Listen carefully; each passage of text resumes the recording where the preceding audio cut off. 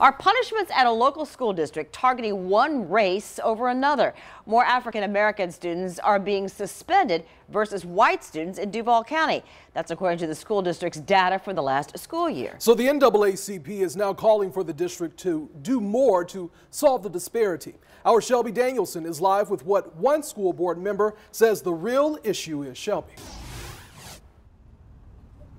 Well, the Jacksonville NAACP is scrutinizing all punishment, all discipline by the school district, and they're asking if all principals are following the code of conduct fairly. DCPS says that this disparity is something that's been going on for quite a while, and one of their school board members says he's now requesting more data because he believes other correlating factors could help them get to the bottom of the issue and close that gap.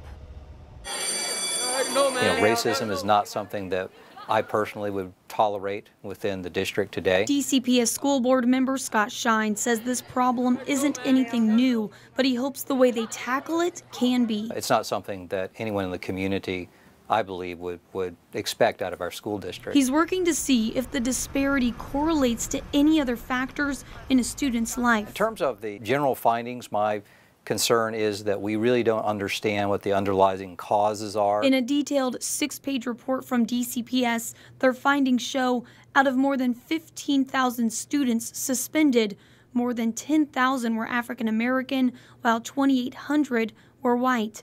African American students also showed higher numbers of multiple suspensions, as well as total suspension events for the school year. Well, I asked the administration to produce a report to tell us what is the relationship between economics and racial disparity. Once we look at that, it's going to tell us more specifically cultural issue where we're not addressing the racial disparity correctly, or are we not addressing the economic issues in the household. Scott Shine applauds the NAACP for asking for more cultural training so that all educators, not just principals and deans, can be more understanding of a student's often complicated and traumatic home life before they're disciplined in the classroom. We need more people to step up and be involved in education. So anyone who comes to us and they want to be involved in education, that's a positive thing.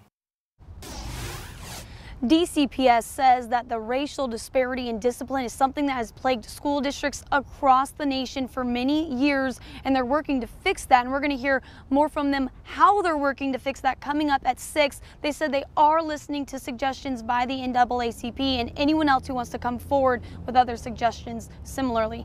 Live at DCPS, Shelby Danielson, First Coast News on your side.